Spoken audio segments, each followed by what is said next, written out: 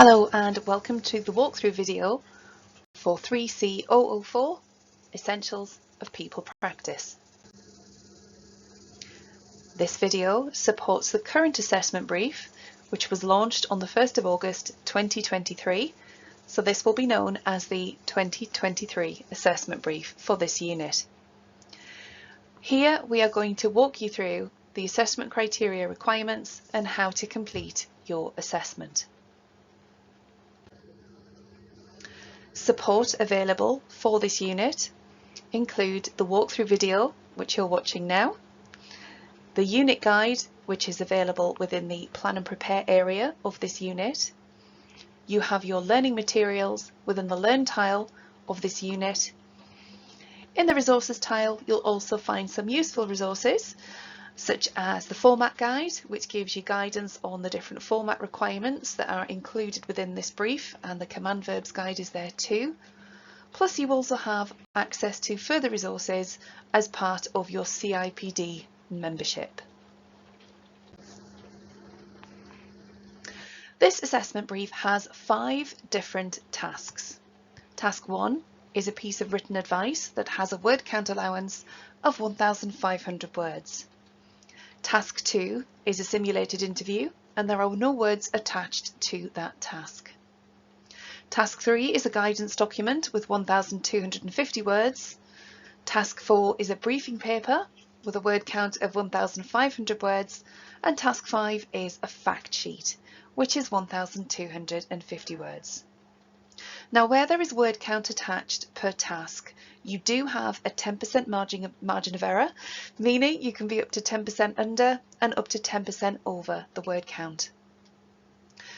The unit outcome will be either fail, low pass, pass or high pass, and you must achieve at least a low pass on every single assessment criteria across all tasks to achieve this assessment.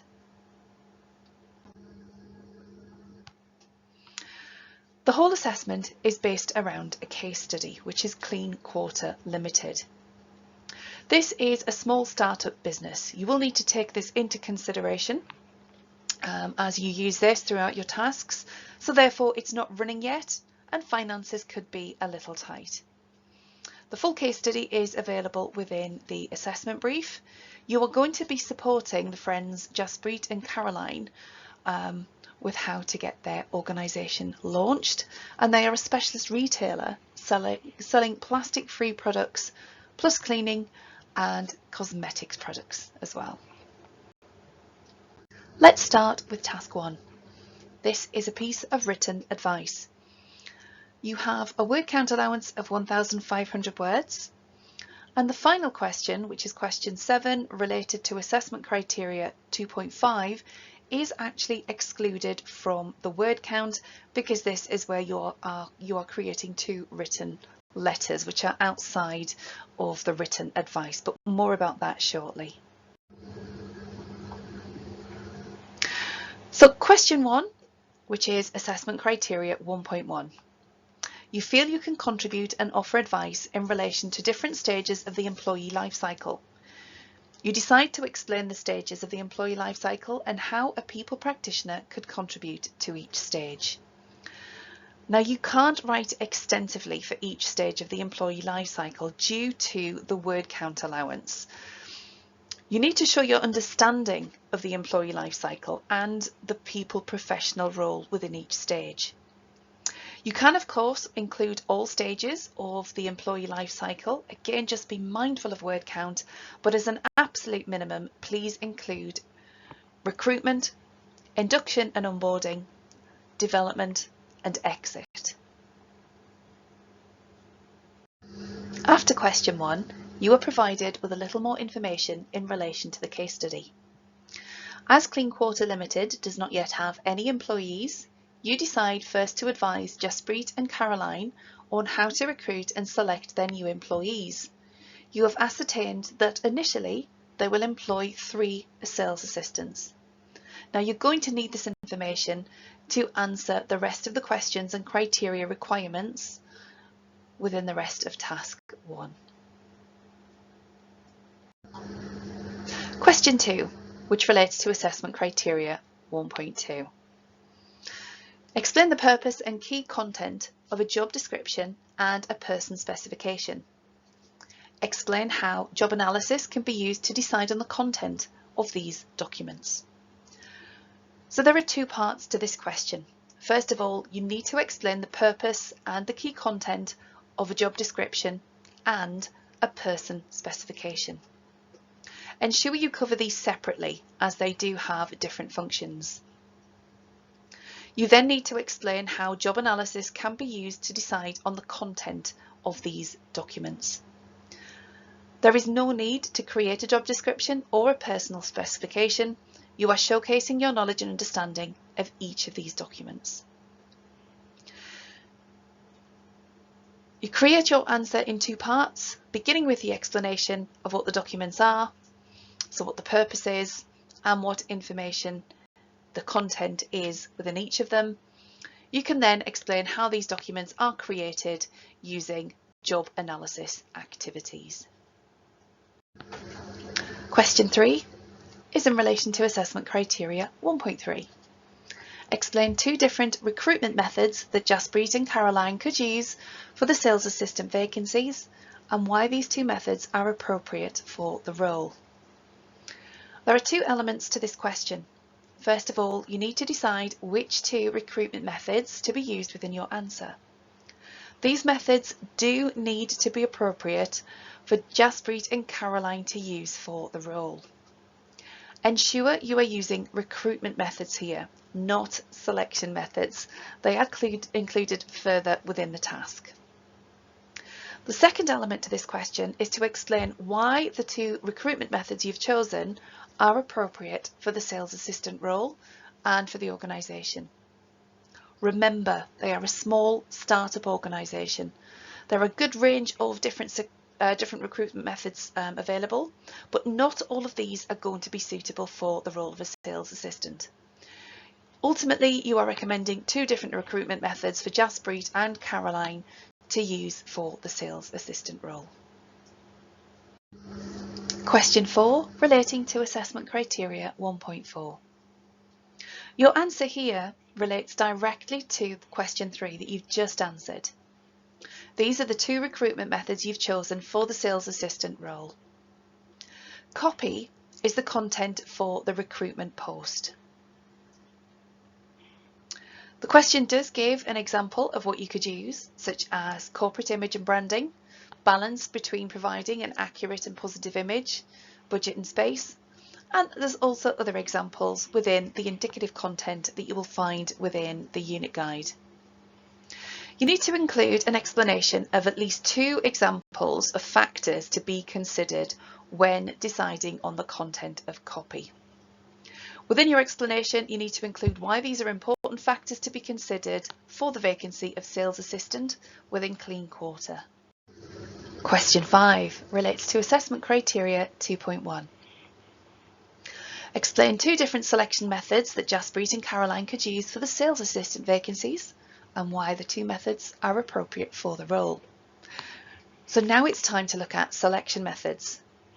Very similar to question 3, but it is selection methods this time. It's really important that you use recruitment methods for question 3 and selection methods for this question, as they are both very different. You need to think about selection methods to be used for the role of sales assistant and this organisation, Clean Quarter, rather than a generic response to the question. Question 6, assessment criteria 2.4. Explain what selection records Clean Quarter Limited should retain and why they should retain these records. So you need to include at least two examples of selection records that need to be retained from the recruitment of the sales roles within the case study. You need to include why these selection records need to be retained. You need to explain these records and not just identify what they are. Should you include legal requirements within your answer, you must include the full legislation, ensuring the correct year and capital letters are used when citing law.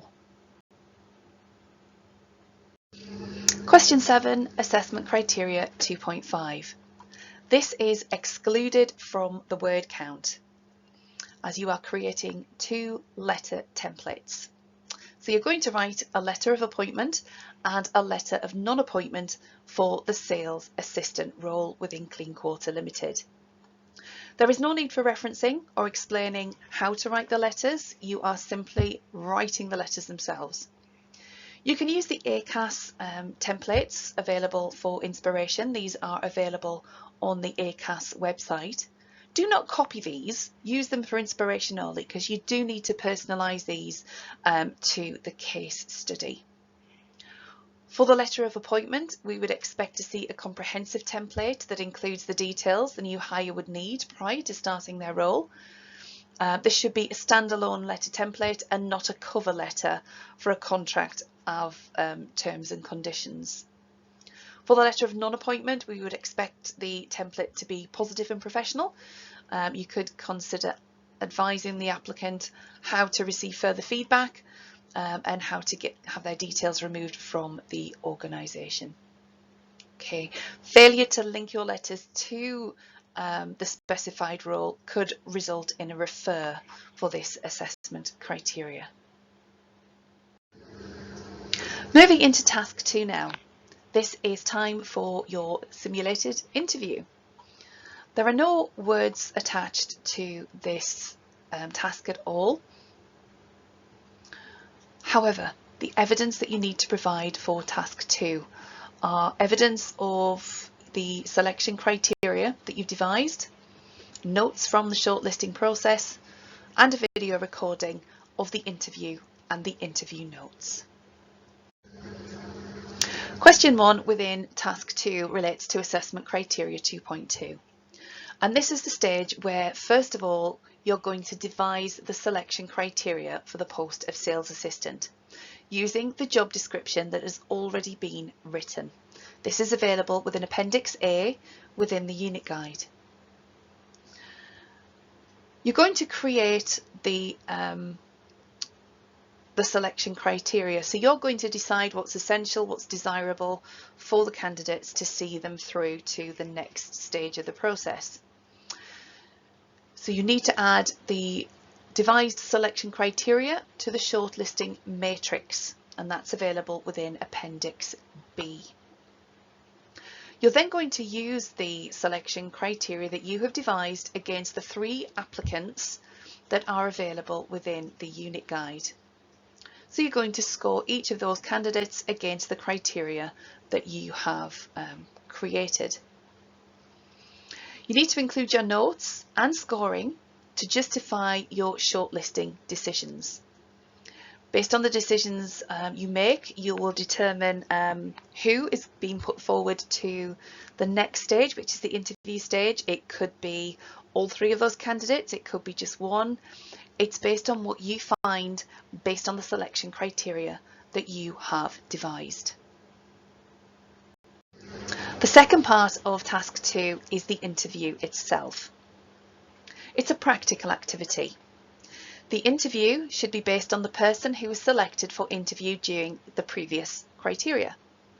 If more than one candidate was successful in the first part, that's fine, but you are only interviewing one candidate for your assessment. Before you interview the applicant, you need to prepare your interview questions. So you're recommended to use the STAR model format. This is available within Appendix C within the unit guide. You then need to conduct a one-to-one interview, asking your questions, noting the responses. You are looking to showcase your interviewing skills, covering the whole interview process from the initial welcome and introduction, questions and rapport building through to the close and confirmation of the next steps. Once the interview is concluded, you should review your notes and decide if the candidate has met the essential and desirable criteria for the role. So remember to include your interview notes and final decision regarding your interview of the candidate. Were they successful? Were they not successful? You need to tell us your final outcome based on their performance from the questions that you have devised. The video recording of your interview needs to be shared using Google Drive with the link added to your main submission alongside the rest of the evidence for Task 2. Appendix F within the unit guide includes instructions of how to set and share files using Google Drive. This is the interview checklist that your tutors will be using to assess your performance within the interview process. This is available within Appendix D within the unit guide, so you're going to know what you're actually going to be assessed against. So again, looking at that suitable environment, how you introduced the beginning of the interview itself, have you asked appropriate questions, given the candidate an opportunity to answer those, have you closed the interview appropriately and confirmed the next steps. Okay, so this is what you are going to be assessed against, so please use this to help you prepare for that assessment. Moving into Task 3, you're now going to create a guidance document. Jaspreet and Caroline are keen to be good employers, and you're going to advise them on how legislation and organisational practices affect employment relations. You have a word count allowance of 1,250 words, and you still have that 10% margin. Question 1, Assessment Criteria 3.1. This is a two-part question, even though it doesn't have "and" within it. The first part is an explanation of the importance of achieving work-life balance within the employment relationship. The second part of your question will include an overview of two pieces of UK legislation relevant to work-life balance. So, for example, the Working Time Regulations 1998 and the Employment Rights Act 1996 are two examples that would be appropriate. When referring to legislation within any of your answers, ensure you present this correctly with capital letters and the correct year. The legislation you choose must be current. When giving an overview of relevant legislation, you are summarising the key aspects of the legislation relating to achieving work-life balance. You're not copying these from the legislation, you're using your own words, but the key is relating the legislation to achieving work-life balance. Question 2, relating to Assessment Criteria 3.2. Another two-part question. Part 1, you need to explain the concept of well-being in the workplace. So what does that mean? Part 2, you're then going to explain why well-being in the workplace is important. You need to include two reasons why well-being is important within the workplace. You can use the indicative content from the unit guide as inspiration of reasons why this is important. Question 3, Assessment Criteria 3.3. This is a summary of the main points of discrimination legislation. Now, you must be mindful of word count here.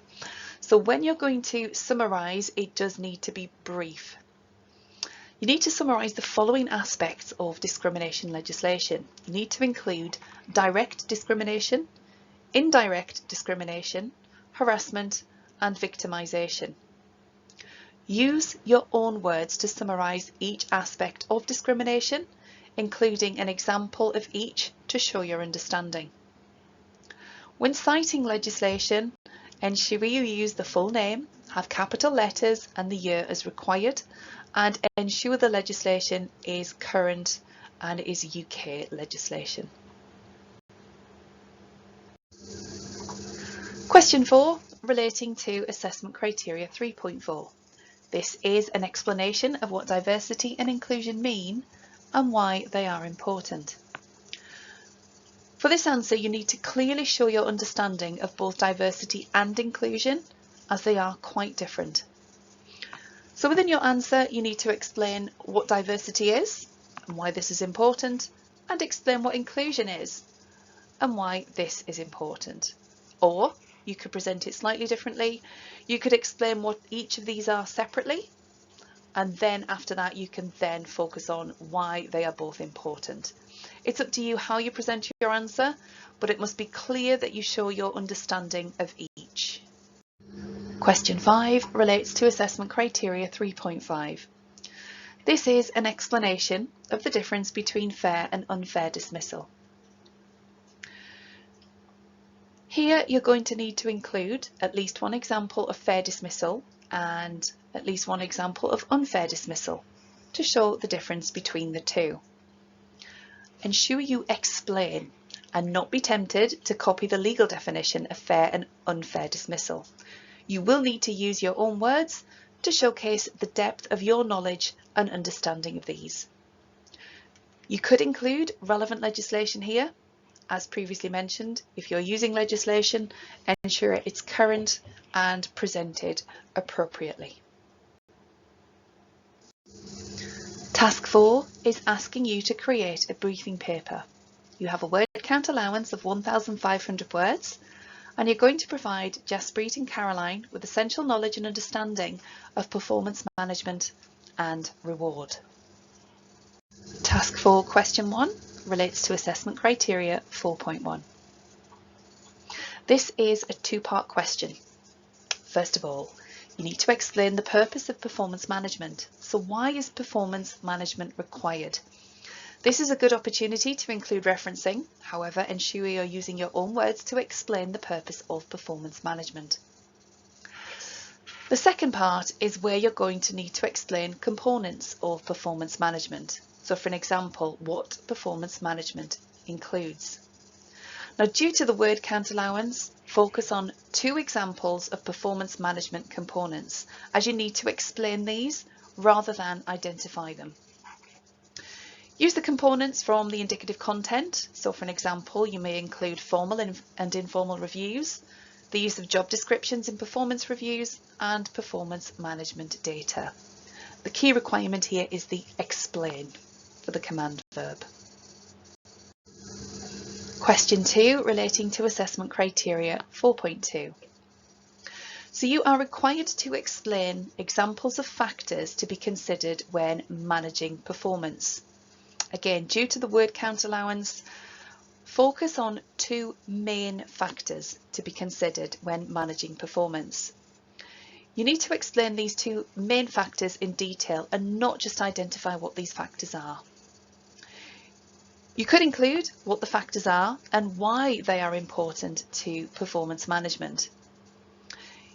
You could use examples of factors from the indicative content that you will find within the unit guide. So for an example, the level of motivation, the level of skill and competency, clarity of goals, etc. So why these need to be considered when managing performance. Question 3 relates to assessment criteria 3.4. You need to explain a minimum of 2 methods of performance review. There are a range of different performance review methods that you could use as part of your answer. Use the indicative content from the unit guide as your inspiration. So for an example, you may include self-assessment, 360-degree feedback, annual review versus the ongoing regular reviews. The priority here is that you explain these performance methods and not just identify them. Question 4 relates to assessment criteria 5.1. You need to explain key components of an effective total reward system. You need to include explanations of 2 components, so 1 financial component and 1 non-financial component that would form part of a total reward system. The command verb here is explain. So make sure that you do explain what those different components are and how they relate to a total reward system. Question 5 relates to assessment criteria 5.2. So within your answer, you need to explain the relationship between reward and performance. So how does reward drive performance? Or how does lack of reward suppress performance? Using motivation theorists such as Maslow, Hertzberg, Adams, etc. will help you explain the link between reward and performance. It's a great opportunity to bring in referencing here when you're relating to different theories. Remember to include in-text citations when you are doing that. You could also bring in intrinsic and extrinsic motivation here, but the priority is looking at that link. So what is the relationship between reward and performance? Question 6 relates to assessment criteria 5.3, and you need to explain at least 2 reasons for treating employees fairly in relation to pay. Focus your answer with 2 reasons. Okay, make sure your reasons are different. There's quite a range of examples that you could use from the indicative content within the unit guide, and they're also on screen now. So for an example, it could be protection against equal pay claims, compliance with minimum legal standards, links to motivation, and openness and inclusivity. So decide on your 2 reasons for treating employees fairly in relation to pay and explain what these are. So it's not just about identifying them, it is actually explaining them. Task 5, you're now going to create a fact sheet. The word count allowance is 1,250 words. You're going to help Jaspreet and Caroline understand learning and development, and this is going to help them to prepare for an induction for the new sales assistants and also to help them provide ongoing learning and development. Question 1 relates to assessment criteria 6.1. You need to explain why learning and development activities are of benefit to the sales assistants and Clean Quarter Limited. So you must relate your answer to the case study directly here. So you need 2 examples.